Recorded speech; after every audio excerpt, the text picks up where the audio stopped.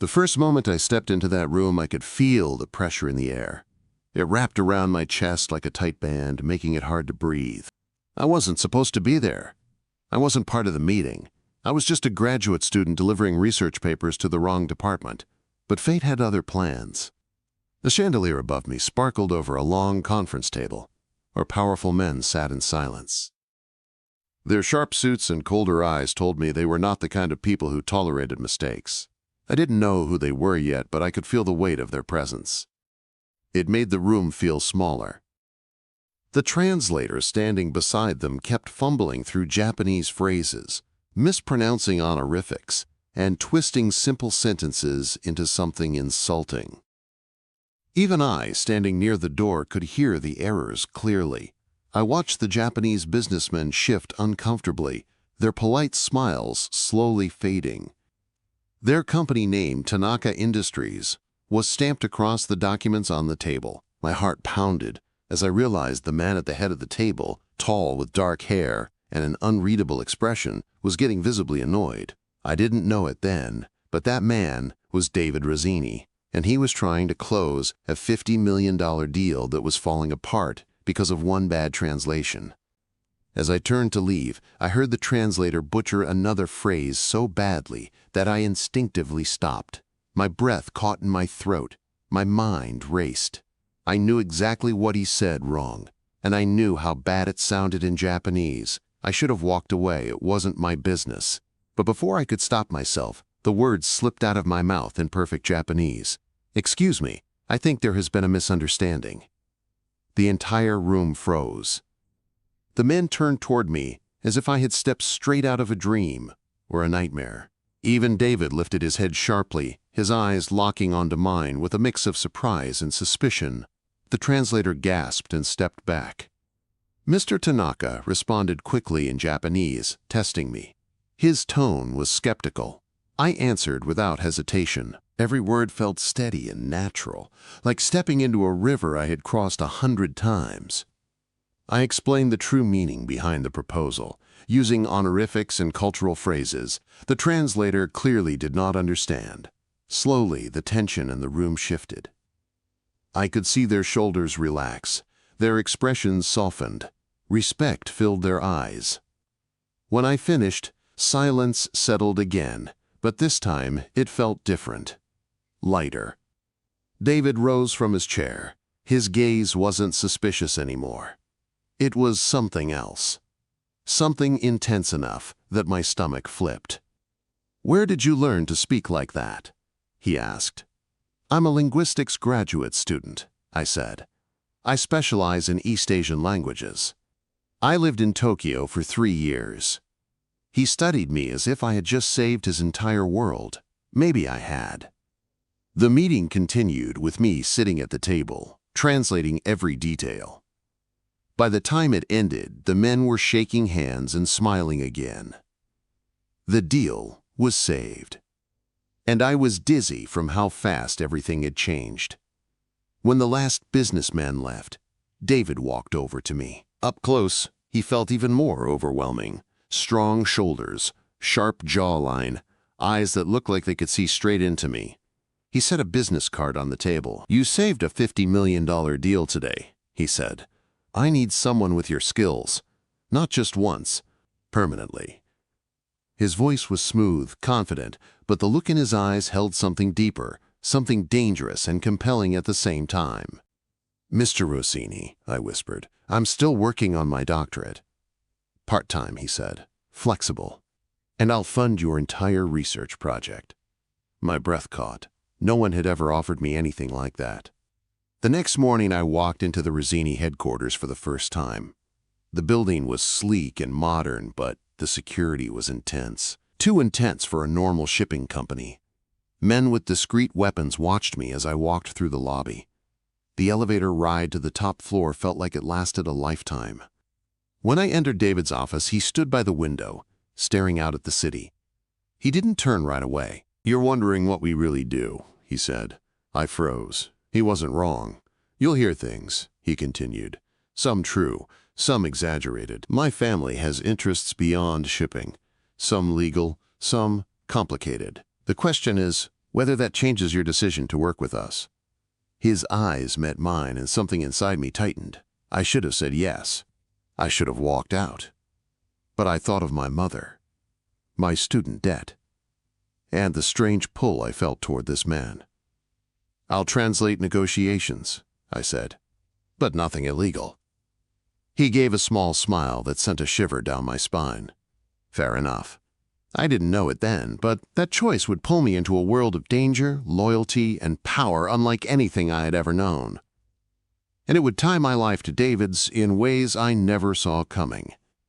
The first week working for the Rosini family felt like walking through a maze where every corner whispered a secret. I translated documents, attended meetings, and watched shadows move behind people's eyes. Everyone seemed to know something I didn't, yet they also watched me like I was the stranger who might break their balance. David was different, calm, controlled, dangerous in a way that didn't require raised voices or threats. He never explained his world directly. He let me see things in pieces, as if I needed time to adjust to the truth. One afternoon, after I translated a stream of messages between the Roginis and their Japanese partners, I finally asked the question I had been avoiding. "You're not just in shipping, are you?" The room went still. David slowly lowered the document he was holding, and for a moment I wondered if I had crossed a line I couldn't step back from. Then he leaned back in his leather chair and studied my face. "My family handles many things," he said. "Protection, negotiations, disputes. Some legal, some not. I won't pretend we're saints, Bella, but I won't lie to you either." His honesty startled me more than anything else. "Does that change your willingness to work with us?" he asked. I should have said yes. I should have run. But my life outside was falling apart. Tuition, rent, my mother's medical bills, and something in his eyes made me believe I wasn't in danger from him. "I'll translate your business deals," I said softly, "but nothing that directly helps anything illegal." He nodded, accepting my terms without fight. That alone surprised me. The next day, the Japanese delegation returned. As I stepped into the conference room, I heard a low voice muttering, "Family business should stay in the family." I turned and saw an older man with cold eyes and a stiff jaw. His gaze slid over me with open disapproval. This had to be Carlo, David's uncle. His presence felt sharp, like a blade pressed against my back. Before his words could sink in, David entered the room, and the tension shifted instantly. His eyes found mine first, and something in his expression softened. "Bella," he said, "sit next to me." Carlo's glare burned my skin, but David's voice pushed it aside. The meeting ran smoothly, and when the Tanaka chairman personally thanked me, Carlo's jaw tightened with contempt. He didn't say anything, but I felt his anger like heat across the table. As days turned into weeks, my role grew far beyond translation. I decoded messages, interpreted cultural cues, and rewrote deals. Every success brought new trust from David and new resentment from Carlo. The more I helped, the more I felt Carlo watching me, like a threat he needed to remove. But David? He responded differently. He invited me to dinners after meetings, just the two of us. He listened when I spoke about my research, and he shared stories of his childhood, pieces of a life built on power and danger. Around him, I felt seen in a way I never had before. One night, he called me to the Rosini compound, a vast private estate surrounded by walls and guarded gates. Inside, the mansion looked like an Italian villa transported to American soil. Warm lights, marble floors, paintings so old I was afraid to breathe near them. A young woman rushed toward me the moment I entered the study. "You must be Bella," she said brightly. "Finally, someone normal around here." Quote, "This was Natalia, David's younger sister, sharp, artistic, and far too open about family secrets. She told me things David never would have, their father's illness, the tension filling every corner of the house, the pressure on David to keep everything from falling apart. He's holding the weight of this family on one shoulder," she said. "And Uncle Carlo wants to push him off the cliff." Her words settled into my chest like ice. Later that same week, everything changed. I translated a series of intercepted messages that hinted at a planned attack on Rosini shipments. When I handed them to David, his face hardened. The information came from a source inside their own network, someone betraying them. "You prevented a war," he said quietly, stepping closer. "Do you understand that?" I felt his breath brush my cheek. My pulse raced. I knew I should step back, but I didn't.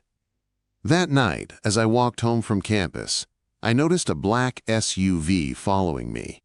It stayed far enough not to be obvious, but close enough to make my heart pound. My hand shook as I called David. "I think someone is following me." He didn't hesitate. He didn't question. He simply said, "I'm coming."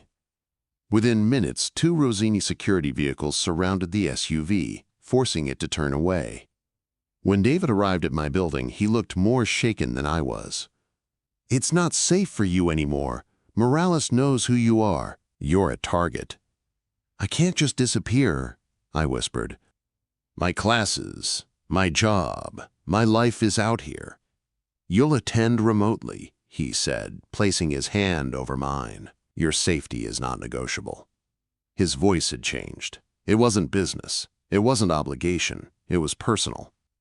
That night, I packed a small bag and moved into the Rosini compound under full protection. As I walked through the mansion halls, surrounded by guards and secrets, the truth finally settled over me. I hadn't just stepped into their business. I had stepped into their world, and there was no going back.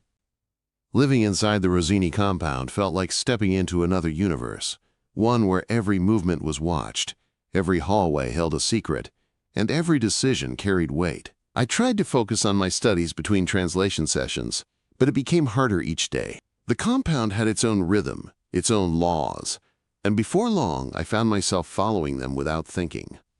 Each morning, David's security team reviewed schedules and incoming visitors. I learned which rooms I wasn't allowed near, especially the East Wing, where David's father stayed under heavy medical care. I learned which guards liked to talk, and which ones would rather stare at me silently from behind their sunglasses. And I learned one more thing. The moment David entered a room, everything changed. He didn't try to be intimidating. He didn't need to. His presence drew eyes, straightened backs, and silenced doubts. But he was different with me. Softer. Warmer. He asked about my research. He remembered details I barely remembered telling him. "You observe us like you're studying something rare," he said one night as we worked in his study. "What do you see?" His voice held a hint of amusement, but his eyes were serious. "I see a family trapped by traditions they didn't choose," I said, "and I see you trying to pull them into a world they aren't ready to accept." He leaned back, watching me with a look I didn't understand yet. Admiration? Curiosity? Something more dangerous? Before I could make sense of it, a crisis hit. A traitor inside the Rosini network had been leaking information for months. My analysis finally exposed him, a pattern of phrasing that matched his earlier communications. When David confronted him, I expected shouting or violence. But instead, David held out the documents I prepared, layer by layer proving the man's betrayal. The man broke within minutes. David looked at me afterward, searching my expression. "Are you all right?" he asked. I wasn't. It felt strange knowing my work had destroyed someone's life, but it was also the reason the family survived. Later that night, I couldn't sleep. I found David alone on the terrace, staring at the glowing city below us. Rain misted the air, soft and cool. "Does it ever get easier?" I asked. "No," he said, "and it shouldn't." Quote, his tone held a pain that made my heart tighten. He wasn't the cold figure everyone feared. He felt everything. He just hid it well. Our worlds began to merge in ways neither of us acknowledged out loud. His sister, Natalia, pulled me into family activities. Late-night movies, dinners, even shopping trips. "You don't see it yet, do you?" Natalia whispered once as she handed me a dress to try. "You matter to him more than he'll ever admit out loud." I denied it. I told myself it was just work. But the way my pulse changed around him said otherwise. Then everything fell apart. The annual Alliance conference approached, a massive gathering of powerful families. David shocked everyone by requesting I attend as his personal advisor. Carlo exploded. "She's not blood, she's not a wife, she has no place beside you." The words hit me harder than I expected. I wasn't his wife, I wasn't even a Rosini. But David didn't flinch. "She attends," he said. End of discussion. At the conference, surrounded by men whose names were whispered in fear, I felt every eye on me.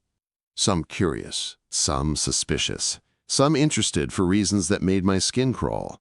One man approached me with a polite smile that didn't reach his eyes. "Such talent wasted on David," he said quietly.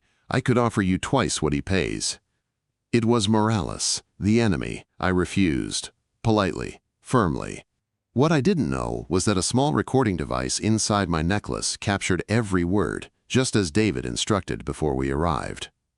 But the night wasn't over. When I returned to my suite, I found a USB drive slipped into my clutch with a note that sent chills down my spine. The Rosini heir is not who he claims to be. Fear and curiosity pulled me toward the truth. I opened the files. They showed secret payments between David and the Morales cartel, meetings, transactions. Evidence that made my breath catch and my heart drop. Had I been working for the enemy all along? I stormed into David's suite with shaking hands and demanded answers. "Tell me the truth," I said. "Tell me you're not betraying your own family." His expression flickered between anger and heartbreak. He showed me counter-evidence proving he had been feeding Morales false information to weaken their rivals. "Carlo is framing me," he said quietly, "and he's closer to succeeding than you realize." Before I could process the truth, David's phone rang. Natalia was missing, taken from her university exhibition. My blood ran cold as David's face drained of color. "This is Carlo," he said. "He's making his final move." The warehouse coordinates arrived minutes later. "Come alone or she dies. Bring the linguist." The linguist. Me. Everything inside me trembled. But I didn't step back. I stepped forward. "I'm going in first," I told David. "They expect you, not me alone." He stared at me like he was seeing a stranger, or maybe seeing the real me for the first time. "Bella, if anything happens to you, I can do this," I said, even though fear clawed at my throat. "For Natalia, for the truth. For you, the part one didn't say." The warehouse was dark when I entered. The air smelled like oil and old dust. Natalia sat tied to a chair, bruised but fierce, and Carlo stepped out of the shadows with a smile that made my stomach twist. "How fitting," he said. "David sends his little translator to negotiate his sister's life." He talked. He bragged. He confessed everything. He had no idea my necklace was recording. Outside, David's team moved into position. Inside, I steadied my voice and asked my questions, keeping him talking until smoke burst through the windows. Shouts filled the air. David stormed in with his men. And everything changed. The chaos inside that warehouse felt like it moved in slow motion. Smoke curled around my legs. Shouts echoed off the metal walls. Natalia cried out as armed men flooded the room from every direction. But even in the confusion, I saw only one thing. David running straight toward his sister. He pulled her into his arms with a relief so raw it almost hurt to witness. Then his eyes found mine through the haze. I felt the world settle for a moment, just long enough for him to know I was safe. Carlo and his men were dragged out, shouting about loyalty and tradition, but their words didn't matter anymore. His confession was recorded, his betrayal exposed. The Rosini family, for the first time in a long time, saw the truth. When we got back to the compound, everything changed. The elders gathered around the long table, their old faces tense and unreadable. David's father, frail but still commanding respect, sat at the head. I stood near the back, unsure if I even belonged in that room, until David placed his hand lightly on my arm. "Stay," he whispered. "You deserve to hear what happens next." Carlo was brought in, guarded on both sides. His eyes burned with hatred as he looked at David, then shifted to me. I felt David tense beside me. David's father spoke in a quiet voice that forced everyone to lean in. "Carlo has shamed this family. His punishment is exile. Effective, immediately." Shock rippled across the room. Exile, not death. Mercy from a man who had built his life on power and fear. But mercy didn't mean forgiveness. Carlo knew that. As guards escorted him away, he looked back at me with a stare that promised trouble if he ever returned. David stepped forward as if to block the threat with his own body. Hours later, when the council finally adjourned, David pulled me aside to his study. He closed the door, leaned against it, and let out a breath that looked like it had been trapped inside him for weeks. "You saved my sister. You saved me. You saved this entire family."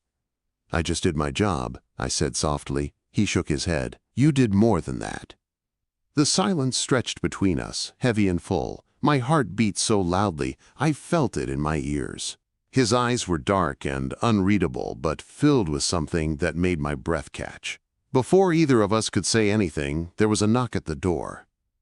"David," Natalia said from the hallway. "Father wants to speak with you and Bella." We followed her to the East Wing, where David's father rested in a quiet room filled with sunlight and old memories. He studied me with thoughtful eyes that reminded me of ancient stone. "You changed the fate of our family," he said. "I cannot ignore that." He turned to the council members present. "I support David's request. Bella should be officially part of this family's leadership." Whispers rose like a tide. "She is not blood. She is not his wife. She is not one of us." David stepped forward. "She has shown more loyalty than anyone born into this name." The debate grew heated. Voices clashed. Tradition battled progress. I stood there feeling like I was standing between two worlds, the life I had planned for myself and the life that was reaching for me with open hands and dangerous promises. Finally, the council agreed, but with one condition. I had to commit fully. No halfway life. No returning to the world outside. I had to choose. My academic dreams, my dissertation, my quiet future. Or this world of power, danger, loyalty, and David. Later, David found me on the terrace overlooking the city. "You don't have to decide tonight," he said gently. "I do," I said. "Because choosing isn't about this family. It's about what I want." Quote.